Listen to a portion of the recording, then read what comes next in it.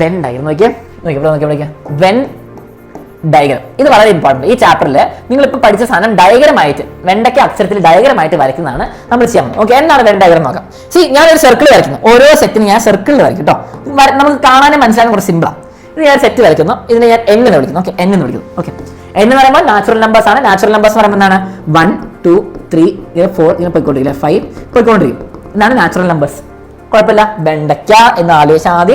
അപ്പോൾ സിമ്പിൾ ആയിട്ട് മനസ്സിലാവും വെൻ ഡയഗ്രം എന്താണ്. ഓക്കെ, നാച്ചുറൽ നമ്പേഴ്സ് ഉണ്ട്, അതിന്റെ കൂടെ ഒരാളും കൂടി ഉണ്ട്. നാച്ചുറൽ നമ്പേഴ്സും അതിന്റെ മുകളിൽ ഒരാളും കൂടി 0 കൂടി വന്ന എന്താണ് ഹോൾ നമ്പേഴ്സ്.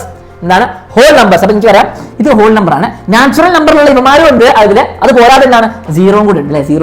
0 നാച്ചുറൽ നമ്പർ കൂടി കൂട്ടിയാൽ ഹോൾ നമ്പർ കിട്ടി. ആയിക്കോട്ടെ, ഈ ഹോൾ നമ്പർ അല്ലാതെ നമ്മൾ വേറെ നമ്പേഴ്സ് എന്താണ് കുറച്ചുകൂടി വലുത്. എന്താണ് ഹോൾ നമ്പർ. നമുക്ക് 0 നെഗറ്റീവ് ഇതൊക്കെ അല്ലാതെ വേറെ എന്താണുള്ളത്, നമുക്ക് മൈനസ് നമ്പേഴ്സ് അല്ലെ. 0 പോസിറ്റീവ് നമ്പേഴ്സ് മൈനസ് നമ്പേഴ്സ് എന്തൊക്കെയാണ് -1 -2 -3 -4 ഇങ്ങനെ പോയിക്കൊണ്ടിരിക്കും. അപ്പൊ നെഗറ്റീവ് നമ്പർ കൂടി കൂട്ടി എനിക്ക് എന്ത് കിട്ടും, Z ഇന്റീജേഴ്സ് എന്ന് പറയുമ്പോൾ Z ആണ്.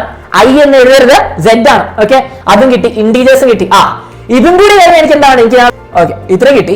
ഇതല്ല നമുക്ക് ഡോട്ടുള്ള നമ്പേഴ്സിലെ ഫ്രാക്ഷൻസ് എഴുതണം. അങ്ങനത്തെ വരുമ്പോൾ നമ്മൾ ചെയ്യാം, നമുക്ക് കുറച്ചുകൂടി വലുതാക്കുന്നു. ഓക്കെ, അപ്പൊ അതിനെ നമ്മൾ വിളിക്കും റാഷണൽ നമ്പേഴ്സ്. അത് Q ആണ്, R അല്ല. ഓക്കെ, എന്തൊക്കെയാണ് റാഷണൽ നമ്പേഴ്സ്? 1/2 3/4 0.6 0.7 -2/3 മൈനസ് എന്താണ് 0.5 എന്ത് വേണം ആയിക്കോട്ടെ.